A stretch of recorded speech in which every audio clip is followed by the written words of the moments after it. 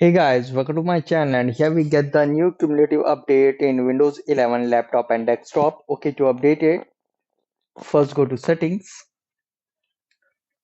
Okay, now in settings, if we go in Windows Update, so you can see 2025-10 cumulative update for Windows 11 version 24H2 for x64 based systems.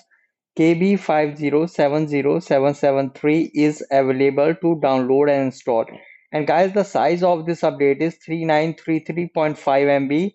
So it is a big size update. So it will take several minutes to download. And I would suggest you install this update to resolve issues in Windows. So just I would like to inform you that the cumulative update is available for your Windows 11 laptop and desktop. Just go there and download and install it. And keep in mind, it will take time. Thank you so much. If you have any query related to this video, let me know in comment section below. Please like, share, subscribe, and click on bell icon for the latest updates.